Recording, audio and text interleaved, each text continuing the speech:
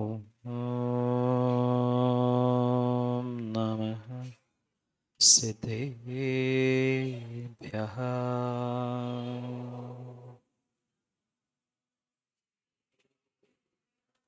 श्रीमत्परं गम्भीर स्याद्वाद्मोघलाञ्छन त्रैलोक्यनाथस्य शासनं जिनशासनं रणविदुर्निबद्धबाणं परमबाणं जिणन्ति सूतेन वोचामि रणसारम् सायार्णायार्धं मीळम् वरिहन्ताणं नमो सिद्धाणं नमो आयर्याणं नमो वज्रायाणं नमो लोय सर्वसाहुरम्।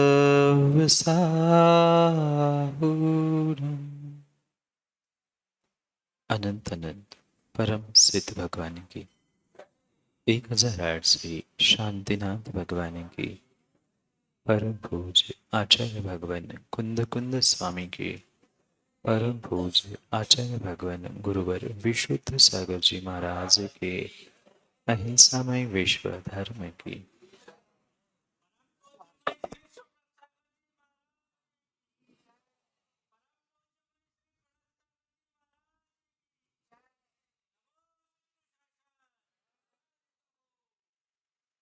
अंतिम तिथि वर्धमान स्वामी के शासन में हम सही रास्ते और उनकी पावन पीयूष देशना हम सभी के लिए परम उपकारी। अनादिकाल से हमारी इस आत्मा में जो जन्म जरा और मृत्यु रूपी रोग लगे, उन रोगों का उपशमन करने वाली कोई परम औषधि है तो वह एकमात्र यह जिनवाणी भव्यात्मा श्रावक और साधु ये धर्म के दो ऐसे पहलू हैं जो अनादिकाल से आज तक इस धर्म रूपी रथ को आगे बढ़ाने का प्रयास करते। जब तक श्रावक अपने धर्म कर्तव्यों का पालन नहीं करेगा, तब तक साधु के धर्म साधना के लिए पूरकता प्राप्त नहीं होगी और साधु ज्ञान अध्ययन करते हुए श्रावकों के लिए उपदेश मार्ग प्रदान नहीं करेगा तो श्रावकों के लिए भी धर्म करना संभव नहीं था। और शायद इसीलिए भगवान कुंद कुंद स्वामी ने ग्रंथराज रैणसार में युगपत धर्म की व्याख्या करना प्रारंभ किया। श्रावकों के लिए श्रावकाचार तो कई प्राप्त है, साधुओं के लिए भी आचरण ग्रंथ भी कई प्राप्त है, पर ये रैणसार एक ऐसा अद्भुत ग्रंथ है जहां कुंद कुंद स्वामी ने श्रावक ही नहीं साधु भी और मात्र साधु नहीं श्रावक भी इन दोनों के निमित्त से धर्म की प्ररूपणा करना प्रारंभ किया।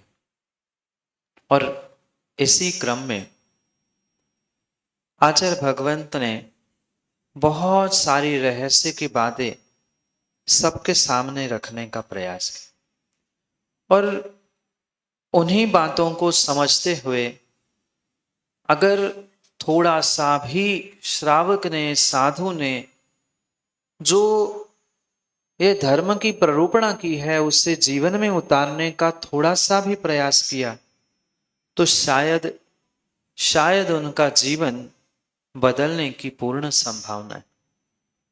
पर जीव नाना अवस्थाओं को प्राप्त करता है, नाना विशेषताओं को, क्रियाओं को भी प्राप्त करता है, पर उन क्रियाओं के पीछे के प्रयोजन को नहीं समझ पाता।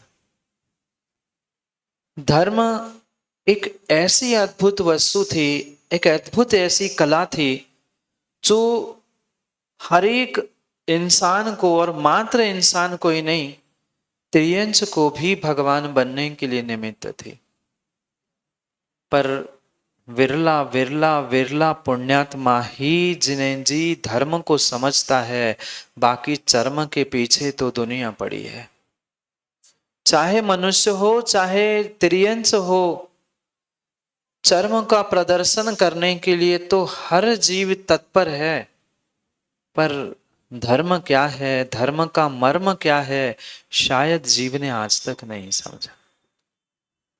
यहां भगवान कुंद स्वामी श्रावक और साधु के आत्म साधना, आत्म आराधना के लिए प्रेरित करते हुए समझाना चाहते कि दुनिया में बाहर की साधना तो बहुत आसान है, बाहर के साधन भी बहुत आसान है, पर आत्मा आराधना और आत्म साधना प्राप्त करना बहुत कठिन है।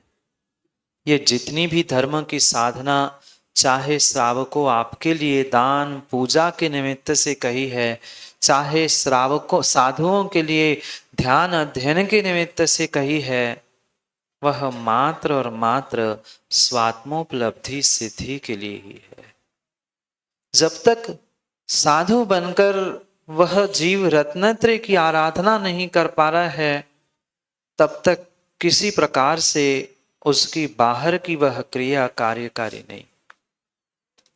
सबने पर्युषण में साधना की, अनेक अनेक समयों में हम साधना आराधना करते आए, पर उसके पीछे के जो उद्देश्य और अभिप्राय आचार्यों ने कहे हैं वे शायद बहुत कम बार जीव समझ पाता है।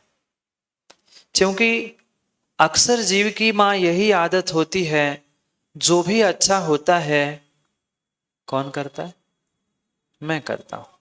और कुछ भी गलत काम हो या तो पड़ोसी के कारण हुआ, निमित्तों को दोष दिया। हम तो बहुत अच्छे थे, हम तो बहुत अच्छी साधना करते थे, हम तो बहुत अच्छी पूजा कर रहे थे, पर क्या करे, निमित्त ऐसे मिल गए कि काम बिगड़ गया।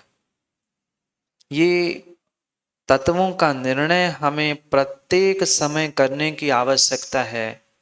अगर अच्छा करने की शक्ति और अच्छा करने के बाद प्रशंसा कर प्राप्त करने के भाव है, तो गलती होने के बाद भी साधक को अपनी गलती का एहसास होना ये बहुत जरूरी है।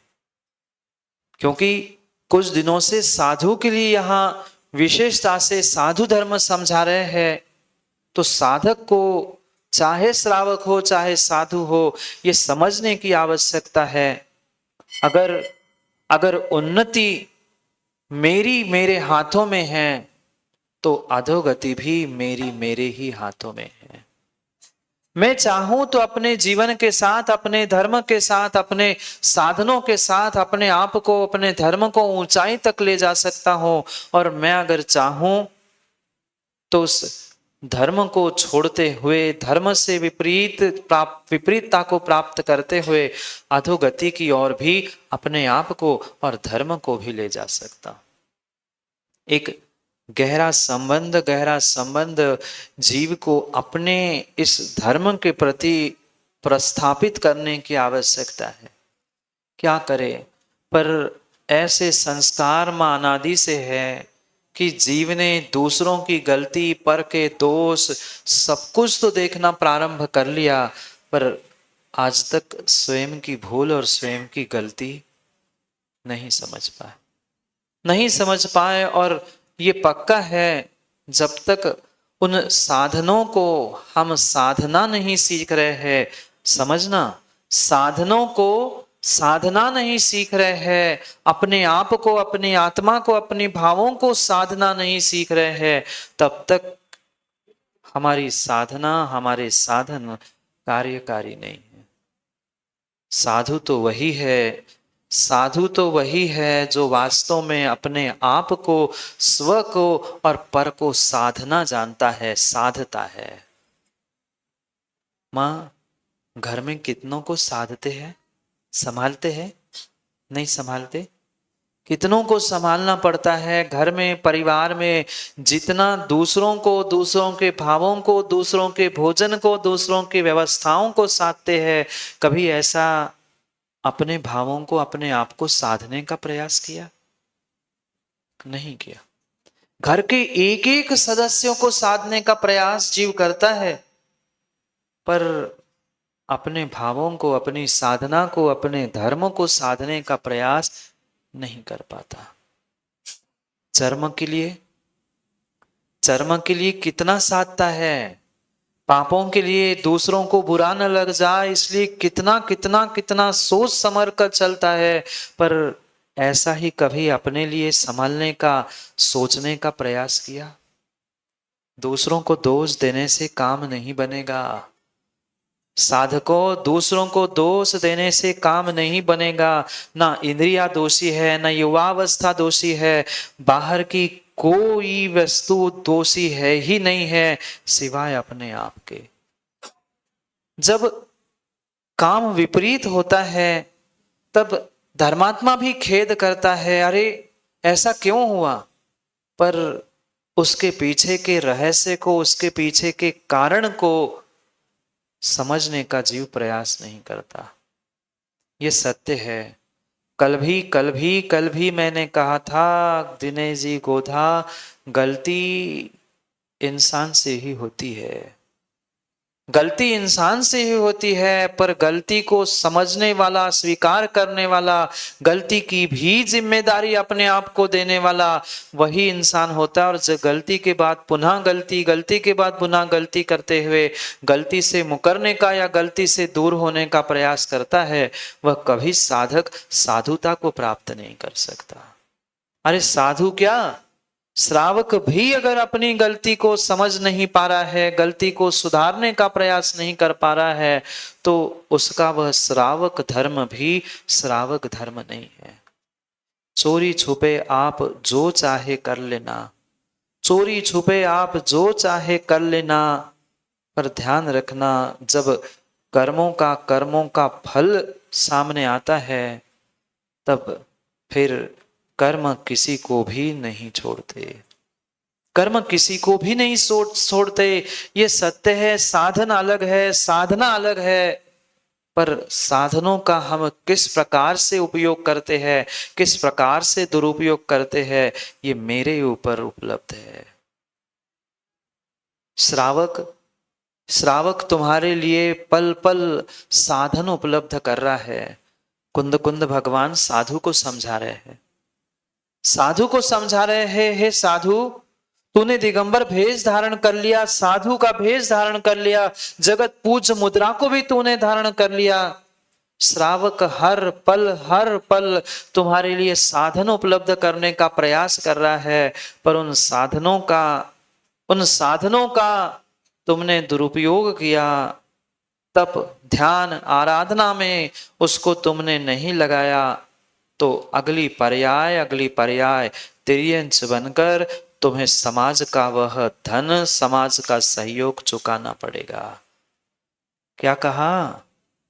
अगर धर्मात्मा का भेष धारण करते हुए तुम समाज का भोजन करते हो, चाहे जितने त्यागी, व्रती, प्रतिमाधारी चाहे निर्ग्रंथ मुनिराज क्यों ना हो, ये ध्यान रखना। अगर समाज का धन खा रहे हो, समाज का भोजन खा रहे हो, तो ये ध्यान रखना समाज के परोपकार के लिए और अपनी साधना के लिए तुम्हें तत्पर रहना होगा। अन्यथा तुम्हें अगली पर्याय में बैल, ऊंट, हाथी बनकर वह समाज का बोझ चुकाना पड़ेगा। हाँ, मात्र साधुओं के लिए नहीं, साधु तो कह ही रहे हैं, पर श्रावकों, ज्ञानियों, ध्यान रखना। अगर समाज का उपकार तुम ग्रहण कर रहे हो तो समाज के प्रति, धर्म के प्रति हमारे भी कुछ जिम्मेदारी है, ये समझने की आवश्यकता है। नहीं तो फिर अगली पर्याय तिर्यंच बन के, वह बैल गधा बनकर फिर यहां से वजन उठाओ, वहां छोड़ो, ये कर लो, यही चुकाना पड़ेगा। मैं कह रहा हूं इसलिए मत मानो, मैं ना श्राप दे रहा हूं ना वरदान देता हूं। करणानियों के सत्य को समझने की आवश्यकता है, करणानियों के सत्य की आवश्यकता है। धर्म से तो हमने, धर्म के नाम से हमने कितना कुछ प्राप्त कर लिया, पर जब भी धर्म के लिए कुछ करने का समय आता है तब हम सब भूल जाते हैं। हम सब भूल जाते हैं कि जिस धर्म में, जिस कुल में, जिस देव शास्त्र गुरु के नाम से हमने देश, राष्ट्र और समाज में सर्वत्र सब कुछ प्राप्त किया है, वहां पहुंचकर हम अपने भीतर के धर्म को कितना कर पा रहे। हे साधु, हे ज्ञानी, तू पर के लिए, समाज के लिए कुछ नहीं कर पा रहा है, कोई बात नहीं। मत कर दूसरे के लिए, मत दे दूसरों के लिए उपदेश, मत दे दूसरे के लिए आशीष, पर कम से कम ईमानदारी से अपनी साधना तो कर। उन साधनों में भी अगर तूने राग द्वेष किया है, ऐसा भोजन क्यों, वैसा भोजन नहीं, ये चाहिए वो चाहिए, तो तुम्हारी ज्ञान और संयम की साधना शून्य है, शून्य है, शून्य है। श्रावक का तो काम है, निर्मल श्रद्धा का धारी श्रावक राग द्वेष छोड़ते हुए देव शास्त्र गुरु की आराधना करेगा, साधना को छोड़कर। जिनके भीतर कहीं ना कहीं गांठ बैठी है द्वेष की, कसायों की, वह कभी निर्मल भावों से सेवा वैयावृत्ति नहीं कर पा सकता। पर हे साधु, कभी श्रावक के बारे में तो सोच, जो दिन रात मेहनत करते हुए तुम्हारी साधना के लिए पोषक बन रहा है, तुम्हारी साधना के लिए तुम्हारी सेवा कर रहा है, और तुम अगर तप, ध्यान, अध्ययन, साधना करना छोड़कर दूसरों से बतियाने में घंटों घंटों समय व्यतीत कर रहे हो, धन परिग्रह इकट्ठा कर रहे हो, दूसरों से ईर्ष्या स्पर्धा करते हुए अपनी ही वाहवाह सुनने का पुरुषार्थ कर रहे हो, तो अभी तुम्हें साधना सीखनी होगी, तुम्हें साधना सीखनी होगी। सच्चा साधु तो वही था जो स्व और पर दोनों को साधना जानता है। अरे पर को नहीं साध पा रहा है, कम से कम स्वयं की साधना को तो साध ले, स्वयं के आत्मा की तो आराधना करना सीख ले। अन्यथा जो जो तुमने समाज से प्राप्त किया है, जो जो समाज से तूने प्राप्त किया है, उसका भुगतान करने के लिए अगली कई पर्याय तुम्हें कम पड़ जाएगी, अगली कई पर्याय तुम्हें कम पड़ जाएगी। इसलिए तुम्हारी साधना के लिए हो, पूजा प्रशंसा आदि के लिए उनका दुरुपयोग मत कर। धन्य है वे श्रावक, धन्य है वे श्रावक जो अपने समय में से, अपने धन में से, अपने सब में से निकाल कर अपना पुरुषार्थ जो घर परिवार के लिए नहीं करते, हे साधु तुम्हारे लिए कर रहे हैं। जो घर परिवार के लिए भोजन नहीं बनाते विनायका जी, उससे कई अधिक भोजन नहीं बनाते ना। घर में खाने के लिए माँ दाल रोटी चावल सब्जी इतना बना लेते हैं, पर मुनिराज के देने के लिए कितने पकवान, कितनी तैयारी, कितना कितना कुछ तेरे लिए श्रावक कर रहा है, और तू श्रावक को ही दुत्कार रहा है। नहीं, तुम्हें स्वयं के कल्याण के साथ दूसरों के कल्याण के भी बारे में सोचना होगा। जो तेरे लिए उपयोगी साधन, चाहे भोजन हो, चाहे उपकरण हो, वह तू ग्रहण तो कर, पर ग्रहण करने के बाद ये विचार कर कि ये व्यवस्था तुम्हारे लिए जो श्रावक कर रहा है उसमें उसको क्या मिल रहा है। तुम्हारे लिए तो वह सब कुछ कर रहा है, पर फिर भी अगर समझ नहीं पा रहा है तो तू इस भेष को धारण करते हुए मात्र अरिहंत मुद्रा को लजाने का ही काम कर रहा है। वह तो अपने यथाशक्ति सब काम कर रहा है, पर उसने जो यथाशक्ति दान पूजा अनुष्ठान प्रभावना आदि करने का प्रयास किया, क्या तूने भी वैसे ही 2 घंटे 1 घंटे कमरे में बैठकर साधना की? अगर साधना मात्र दिखावे के लिए है, ख्याति पूजा लाभ प्रशंसा के लिए है, तो तेरी साधना नहीं है, साधना अभी खोखली है। साधना अभी खोखली है। खुश मत हो जाना जिनेन जी, साधु को कह रहे हैं। जब साधु के लिए इतना कठोर कह सकते हैं, फिर ढोंगी धर्मात्माओं, आप लोगों को नहीं कह रहा हूं, ढोंगी धर्मात्माओं अपने बारे में सोच लेना, अपने आप के बारे में सोच लेना कि मैं वास्तव में धर्मात्मा हूं कि मैं भी मात्र ढोंग कर रहा हूं धर्मात्मा बनने का। थोड़ा सा विचार करने की आवश्यकता है, क्योंकि धर्म किसी एक का नहीं है, धर्म दोनों का है। जितने श्रावक जिम्मेदार है उतने ही साधु भी जिम्मेदार है। दोनों को मिलकर ही इस धर्म की प्रभावना करनी है, चर्म की नहीं। आज हर व्यक्ति चाहे श्रावक हो साधु हो, अपने चर्म की प्रभावना करने के लिए लगा है। जहां पहुंचो मेरा नाम, मेरी फोटो, मेरी तस्वीर, मेरा ही नहीं, ये चर्म की प्रभावना है, धर्म की प्रभावना नहीं है। जो धर्म की प्रभावना करता है, जो धर्म की प्रभावना करता है, वह कभी महिपाल जी नहीं कहता कि मेरे ही भक्त बने रहना। वो कभी नहीं कहता मेरा ही भक्त बने रहना। जो चर्म के लिए जीता है वो यही कहता है, नहीं किसी के पास नहीं जाना, मेरे ही पास आना। ये छोटी सोच वाले चर्म की, अपने पर्याय की प्रभावना के लिए, पूजा ख्याति के लिए मर रहे हैं। और जो सच्चा सम्यक दृष्टि भावलिंगी श्रावक या साधु भी होता है, वो यही सोचता है कोई बात नहीं, देवशास्त्र गुरु की तो आराधना कर रहा है, किसी भी मंदिर में जाके पूजा कर ले, किसी भी तीर्थंकर को वह मान ले, किसी भी निर्ग्रंथ के लिए सेवा दान करने का प्रयास करे, पर जयकार तो मेरे महावीर की ही लगा रहा है। ये सोचने वाले विरले ही होते हैं, ये सोचने वाले विरले ही होते हैं।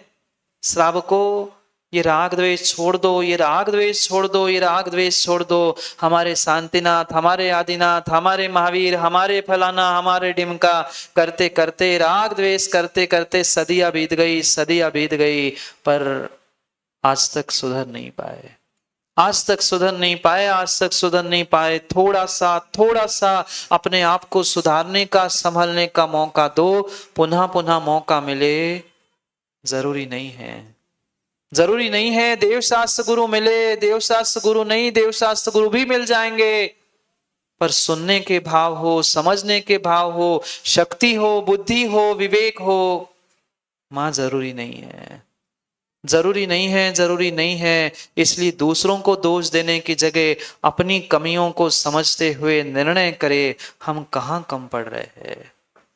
ये साधना के लिए मिली हुई पर्याय थी, मात्र धर्म करने के लिए मनुष्य पर्याय मिली थी। किस लिए मिली थी मनुष्य पर्याय? एक दूसरे की निंदा करने के लिए, एक दूसरे की कटाक्ष करने के लिए, बुराई करने के लिए? बिल्कुल नहीं, बिल्कुल नहीं। बहुत अच्छी बात थी, मैं दूसरों का कल्याण, दूसरों के लिए कुछ विशेष पुरुषार्थ करो और नहीं कर पा रहा हूं तो कम से कम आत्म साधना करते हुए आत्मा की उपलब्धि और सिद्धि का पुरुषार्थ करो। पर बाहर के सिद्धि से, बाहर की वह वाहवा प्रशंसा लूटने से हमें भीतर के रहस्य को समझने के लिए समय कहाँ मिला, समय कहाँ मिला? हे साधु, तुम्हें भगवान जैसी पूजा प्राप्त हो रही है, एकमात्र ऐसा दिगंबर भेष है, एकमात्र ऐसा निर्ग्रंथ भेष है जिनकी भगवान के तुल्य पूजा होती है। जिन 8 द्रव्यों से निरूपामिति स्वाहा करते हुए भगवान को पूजते हो, ऐसे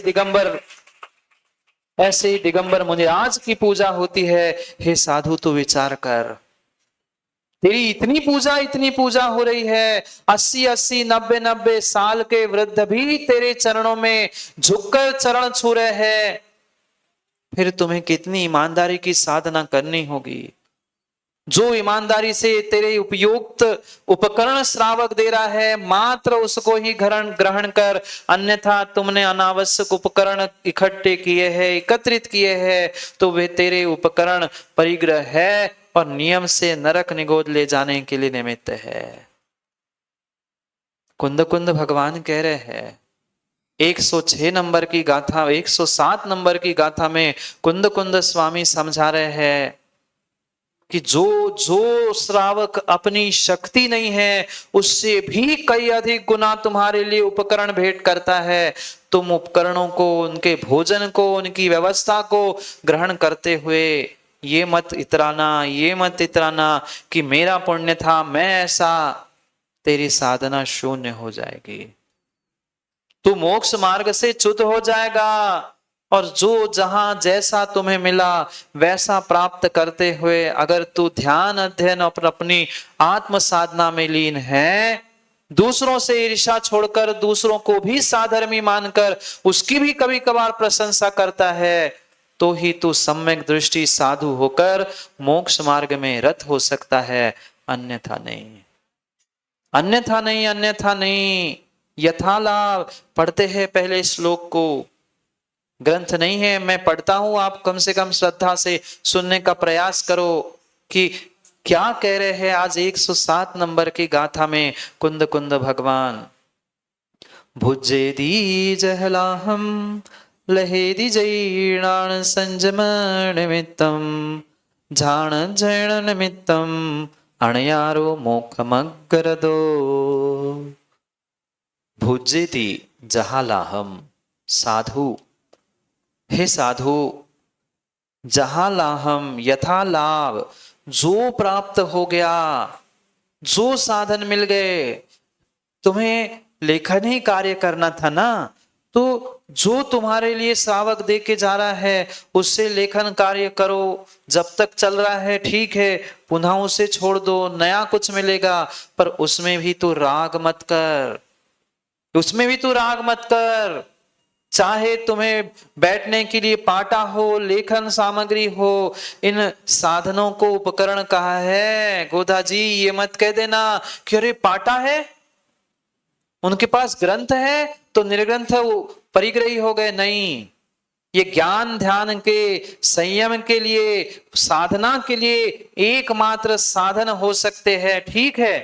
3 उपकरण सर्वश्रेष्ठ साधुओं के लिए कहे, पिछी, कमंडल और जिनवाणी, पर वहां तक पहुंचने के लिए भी जो आवश्यकता थी यथा योग्य, उनमें भी राग मत कर, उनमें भी राग मत कर।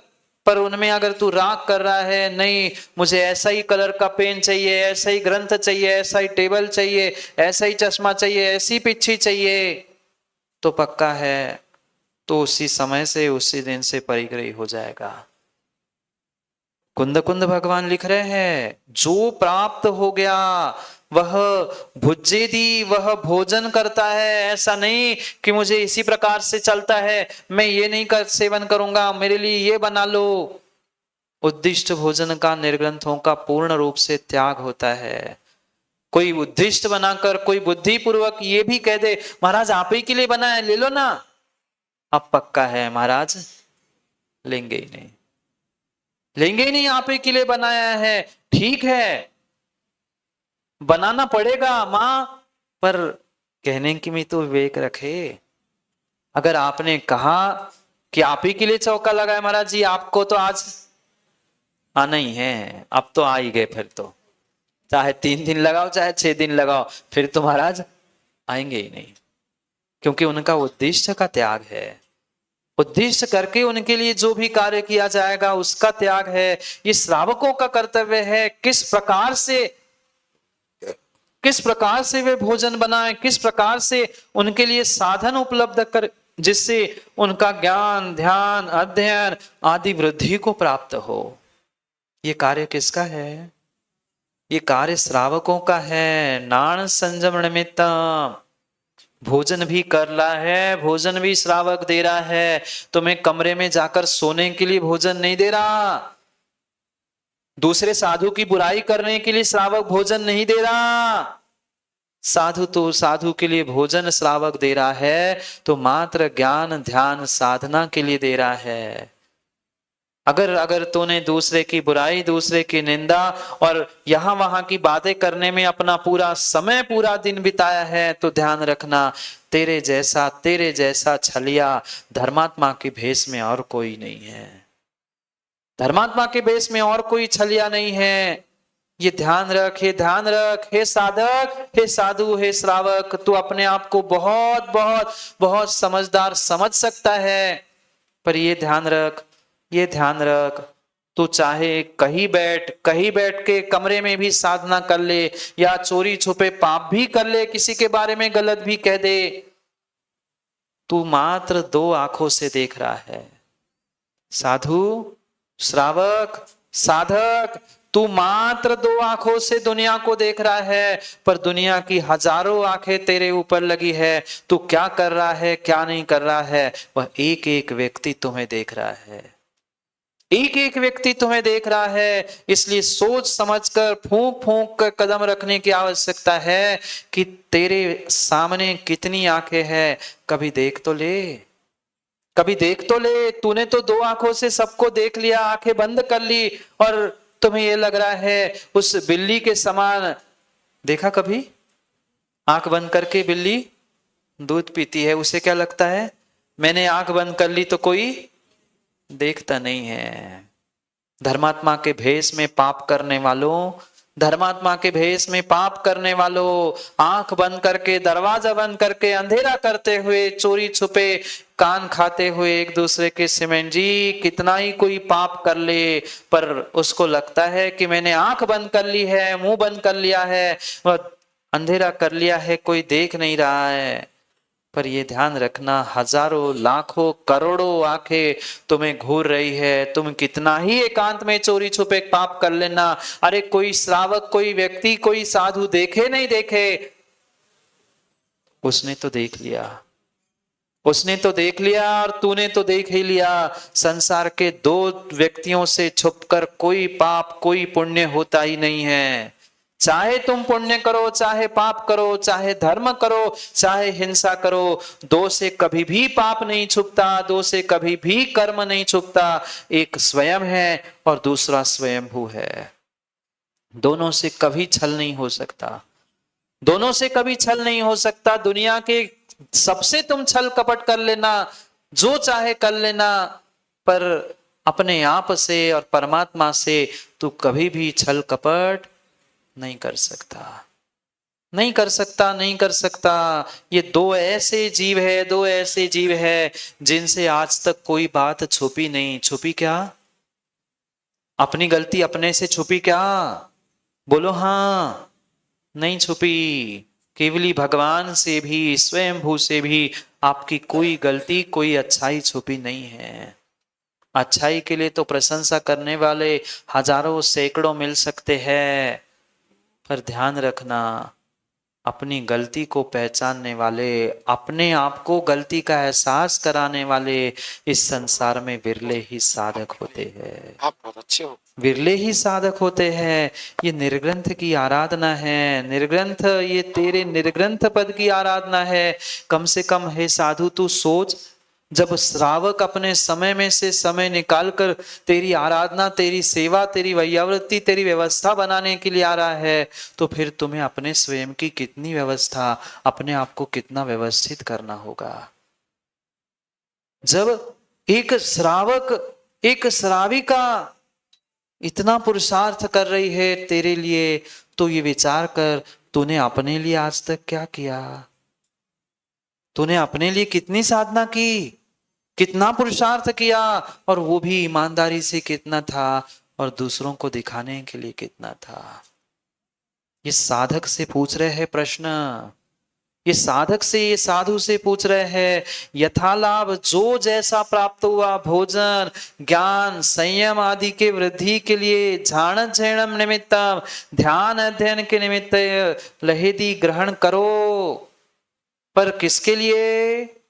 मात्र ध्यान, अध्ययन, तप, संयम, ज्ञान, धर्मोपदेश, आदि के लिए ही तो इन उपकरणों का ग्रहण कर, वही जो इन क्रियाओं के लिए साधु ध्यान अध्ययन के लिए भोजन करता है, दूसरे की वैयावृत्ति सेवा करने के लिए वह अपने भोजन को करता है, वो ही परोपकारी स्वोपकारी साधु अणगारो मोक्ष मग्गरदो, वही मोक्ष मार्गी है, वही मोक्ष मार्ग में रत है। अन्य कोई मोक्ष मार्गी नहीं है, अन्य कोई मोक्ष मार्गी नहीं है। दिखावे के लिए तो बहुत कुछ तूने साधना की, पर एक पर्याय अपने आप के लिए, अपनी आत्मा की साधना के लिए तो कर, आत्मा की साधना के लिए कर, तभी काम हो पाएगा।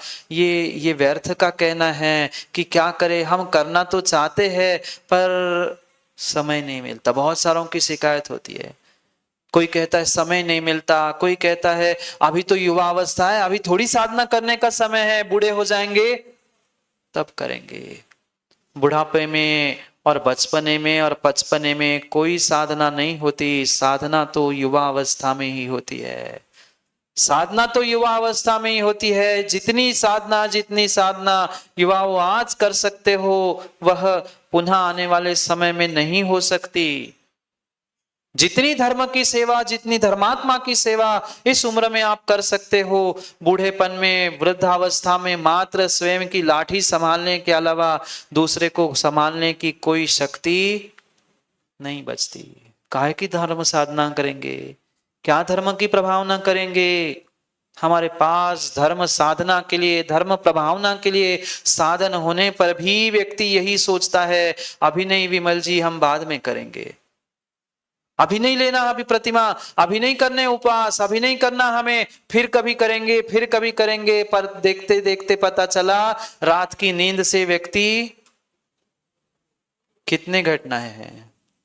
कितनी घटनाएं, नींद से व्यक्ति उठ ही नहीं पाता, सोच के सो जाता है पर पुनः उठ नहीं पाता। इसलिए ज्ञानियों ध्यान रखो, जब लोकेश भाव हो जाए कि हमें धर्म करना है, हमें देवशास्त्र गुरु की सेवा करनी है, हमें धर्म की प्रभावना करनी है, मां कभी आगे पीछे विचार करने की आवश्यकता नहीं है। साधन नहीं है तो कोई गम नहीं है, पर साधन होने के बाद चाहे श्रावकों ने उपलब्ध कराए हुए साधुओं के साधन हो, चाहे श्रावकों के पास स्वयं के उपलब्ध साधन हो, उन साधनों का कितना सदुपयोग किया। ये भी तो सबसे बड़ा साधन मिला था पंकज भाई, ये सबसे बड़ा साधन था। बाहर के साधन तो मिलेंगे, मिटेंगे, नष्ट हो जाएंगे, जो पुण्यात्मा है वो ही उसका सदुपयोग करेगा। इस भी साधन के बारे में सोचो ना, ये किस लिए मिली थी मनुष्य पर्याय? दूसरे की निंदा बुराई करना, पैसे कमाना, पाप करना, नरक जाना? नहीं, ये मात्र और मात्र धर्म की साधना, धर्म की प्रभावना करने के लिए मनुष्य पर्याय मिली थी। पर आज तक हमने कितनी धर्म की साधना अपने लिए की और धर्म की प्रभावना कितनी समाज के लिए हमने की? क्या करे? बचपन से ही ऐसे संस्कार, बचपन से ही ऐसे संस्कार बालक पे डाले जाते हैं, जो आप पर भी है। मात्र एक ही उद्देश्य लेकर जन्म दिया जाता है, पढ़ाया जाता है, सब कुछ मात्र एक उद्देश्य है, बेटा पैसे वाले बनना, लखपति, करोड़पति, अरबपति बनना। बचपन से यही मंत्र कानों में बच्चों को फूंका जाता है, जो आपको भी आपके शायद पूर्वजों ने सुनाया होगा। बेटा समाज में रहना है तो धन कमाना चाहिए, अच्छी पढ़ाई कर, अच्छे पैसे कमा, फिर जगह जगह पर माला तिलक होता रहेगा। ये तुम पुण्य जो पिछली पर्याय में कमा के आए हो ना, ये इस पर्याय में धुला कर चले जाओगे। अगर उस पुण्य का उपयोग राहुल जी पुण्य में नहीं किया तो पुण्य का उपयोग हमें पुण्य में करना है, धर्म का उपयोग धर्म में करना है, तभी काम बन पाएगा। अन्यथा जैसी आज तक अनंत पर्याय बीत गई, अनंत भव डूब गए, ऐसी पुनः ये पर्याय भी हाथ से छूट जाएगी। अनंत संसार में भटक चुके हैं, कितनी पर्याय होगी गणना है? अनंत परावर्तन, 5 परावर्तन, 1 2 5 100 2000 नहीं, अनंतों बार ज्ञानी पंच परावर्तन कर लिए, अनंत बार जिन्हें जी मौका मिल गया मनुष्य बनने का, क्या बन पाए? श्रावक बन पाए, साधु बन पाए? अरे द्रव्य भेष धारण कर लेना, सोले के वस्त्र पहन लेना, ये तेरा धर्मात्मा पना नहीं था। कपड़े उतार कर पिच्छी कमंडल धारण कर लेना, ये तेरी साधुता नहीं थी। जो प्राप्त है वही पर्याप्त मानते हुए धर्म साधना और धर्म प्रभावना में अपने आप को संलग्न करना, ये सच्चे मोक्ष मार्गी साधु और श्रावक का लक्षण है। हम हैं, हम धर्मात्मा हैं, हम मोक्ष मार्गी है? अपने आप से पूछो। मैं भी पूछता हूं कई बार अपने आप को, मैं आपसे भी कह रहा हूं डॉक्टर साहब, आप भी कभी अपने आप से पूछ लो कि क्या मैं वास्तव में धर्मात्मा हूं? दुनिया तो माला तिलक सब कुछ लगाते हैं, गौरव जी प्रशंसा तो कर रही है, पर क्या मैं इस सम्मान के योग्य हूं? क्या मैं 5, 10, 50 रुपए की माला तिलक से फर्क नहीं पड़ रहा है, पर विचार करे अगर पूरी समाज मेरा सम्मान कर रही है तो फिर मुझे उस सम्मान का, उस समाज का भी थोड़ा सा ध्यान करने की, विवेक रखने की आवश्यकता है। क्या करे, क्या करे? ये समाज का कर्तव्य समाज ने कर लिया, पर मैं अपने कर्तव्य में खरा उतर रहा हूं कि नहीं? कुछ लोग तो मात्र लेने के लिए करते हैं, और कुछ लोग ऐसे ही कि नहीं हमें लेना ही नहीं। अरे समाज का काम उनने व्यवहारिकता अपनी निभा ली, आपको आपका सम्मान करते हुए जो अछूते रह गए थे उनके लिए ये प्रेरणा थी कि भाई तुम भी संलग्न हो, इसलिए ये उनका काम वो करे, चाहे साधु हो चाहे श्रावक हो। तुम्हारा कोई गुणानुवाद कर रहा है, तुम्हारी कोई प्रशंसा कर रहा है, तो ये ध्यान रखना, ये ध्यान रखना, उनका काम उन्होंने प्रशंसा का कर लिया, माला तिलक तुम्हारे लिए श्रीफल भी साधु उन्होंने अर्पण कर लिया, पर उन्होंने उनका काम किया। तेरे भीतर प्रशंसा की चाह नहीं होनी चाहिए, तेरे भीतर किसी प्रकार से वह राग द्वेष की परिणति नहीं होनी चाहिए, तो ही तू सच्चा साधक और धर्मात्मा है, अन्यथा नहीं। पर इसका मतलब ये नहीं है कि हम लोक व्यवहार ही छोड़कर अब उठ ही नहीं रहे हैं। 4 बार नाम ले लिया, 5 बार नाम ले लिया, अरविंद जी कह रहे नहीं हम हिलेंगे ही नहीं। बता रहा हूं भाई, उनका काम है, वे जब सम्मान दे रहे हैं तो ज्ञानी सम्मान ग्रहण करने की भी शक्ति रखो। ये व्यवहार है, ये जीवन जीने की कला है। ठीक है मेरी चाह नहीं है ना, पर कम से कम वो कह रहा है उसके सम्मान में मैं पहुंचा हूं, पहुंच के फिर हाथ जोड़ के कह देना भाई ये मेरा सम्मान आवश्यक नहीं था, फिर भी आपने किया इसलिए स्वीकार किया, पर ये आपकी भेंट आपको वापस। ये पुरुषार्थ था।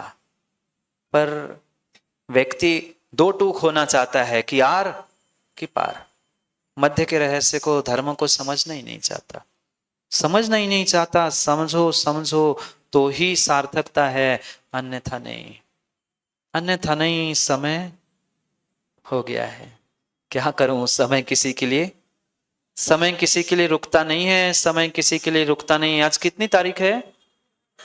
आज कितनी तारीख है? 10। बस ध्यान रखना 11 तारीख तो 11 और 12 दिवाली है, आखिरी महीना शेष बचा है।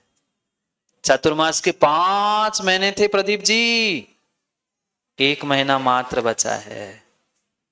4 महीने निकल गए, 4 महीने उज्जैन के ज्ञानियों, 4 महीने निकल गए, मात्र 1 महीना और शेष बचा है। सोच लो, विचार कर लो, सोच लो, विचार कर लो। देखते देखते वो दिन भी आएंगे और निकल जाएंगे। आप सोचते और देखते ही मत रह जाना, सोचते और देखते ही मत रह जाना। पता नहीं चलेगा, 4 महीने पता चले माताओं, 4 महीने कहाँ गए पता चले? नहीं पता चले। ऐसा है भाई 1 महीना, जब 4 महीने पता नहीं चले तो 1 महीने की कहना ही क्या, कहना ही क्या। 1 महीना कब हाथ से छूट जाए कोई भरोसा नहीं, कोई भरोसा नहीं। ये आपका सौभाग्य, और पता नहीं आपका कौन सा पुण्य का उदय है। गुरुदेव ने वह चातुर्मास के लिए तो कई बार 4-4 बार लोगों को बुलाया जाता है, पर उज्जैन वालों का विनायका जी क्या पुण्य था, एक बार लेगा और एक ही बार में आपको स्वीकृति मिल गई। और उनके ही कर कमलों से दीक्षित होने वाले वे वैरागी आपके नगर में आने वाले हैं। ध्यान रखना, ऐसा कहा जाता है कि अगर कहीं किसी की समाधि हो रही है, कोई वैराग्य धारण कर रहा है, तो उस समाधि की और वैराग्य की अनुमोदना से कभी चूकना मत। एक बार शिखर जी जाना छोड़ देना, शिखर जी की वंदना, मां शिखर जी कहीं नहीं जाएगा, वो तो वहां है, तुम 8 दिन 15 दिन महीने बाद भी जा सकते हो। पर कोई वैरागी इस पंचम काल में वैराग्य को धारण कर रहा है, तो उस वैराग्य की अनुमोदना करने के लिए चूकना मत। 12 तारीख को आपके सामने वे वैरागी होंगे, देख लेना। मां आपके बच्चों से भी वे छोटे छोटे किशोर आपके सामने उपस्थित होंगे। आप लोग आना मत, अभी तो महीना भर पड़ा है, फिर कर लेंगे अनुमोदना। क्या करना है इतना सारा, तो बार बार ये वो कार्यक्रम होते होते बेचारे थक गए, थोड़ा सा आराम कर लो, घूम के आ जाना। क्या करना है सोच लेना, सोच लेना। जो मोक्ष मार्ग में अग्रसर होने वाले हैं, बनने वाले धरती के देवता है, दिगंबर मुनिराज है, ज्ञानियों माताओं, आज ही इसी पर्याय में जब तक वे साधु नहीं बन रहे हैं, तब तक ही तुम उनको तिलक लगा सकते हो, तब तक ही आप उनके लिए उपटन आदि मांगलिक क्रियाएं कर सकते हो। आगे पुनः हाथ ही जोड़ पाओगे, हाथ ही जोड़ पाओगे उन महान तपस्वी बनने वाले उन मोक्ष मार्गियों की वैराग्य की अनुमोदना मात्र दूर से तालियां बजा के नहीं, पूरा दिन उनके साथ बिताने का प्रयास करना। सुबह वे आएंगे, दोपहर में बहुत सारी मांगलिक क्रिया, और मांगलिक क्रिया तो बिना मां के होती नहीं है। फिर सोचते रह जाना, उन मांगलिक क्रियाओं को प्राप्त करना है, सौभाग्य प्राप्त करना है, धर्म की अभूतपूर्व प्रभावना करनी है, तो विचार कर लेना, सोच लेना, विचार कर लेना। भोजन पानी तो हमेशा ही किया है भोजन पानी, पर कभी कभी आने वाले उन वैरागियों के, धर्मात्माओं की अनुमोदना करते हुए जीवन में इतनी ही भावना भा लेना कि आज नहीं तो कल कम से कम कभी ना कभी हम भी पिछी कमंडल धारण करके हम भी मोक्ष मार्गी बने। ये तभी संभव है जब वैरागियों के वैराग्य की हम अनुमोदना करने का पुरुषार्थ करेंगे। जाओ, समय हो गया है। कितने वे पुण्यात्मा जीव होंगे जो साक्षात गुरु के कर कमलों से, साक्षात गुरु के कमलों से वह संस्कार और निर्ग्रंथ भेष धारण करेंगे। और उज्जैन के कौन पुण्यात्मा है, उन पुण्यात्मा का भी चयन 15 तारीख को होने वाला है।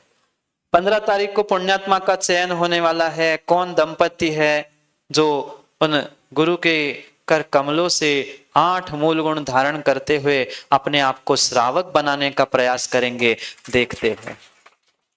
हाँ, नहीं तो व्यवस्थाई के चक्कर में मत रह जाना। जो निर्ग्रंथ गुरु के उपकार है, वहां संस्कार निर्ग्रंथता के हो रहे हैं। कम से कम माताओं, मनुष्य के और इंसान के श्रावक के 8 मूल गुणों के संस्कारों के साथ अपने श्रावक पर्याय को धन्य करने का प्रयास करो। अरे गुरु का आशीर्वाद ही मिलता है तो कैसे परिणाम होते हैं। फिर गुरु के द्वारा वह राणा जी संस्कार प्राप्त होंगे, कहाँ रह गए थे। क्या करें, सोच लेना, विचार कर लेना। ये अद्भुत क्षण आपके सामने आने वाले हैं। जो सो गए वो खो गए, जो सो गए वो खो गए।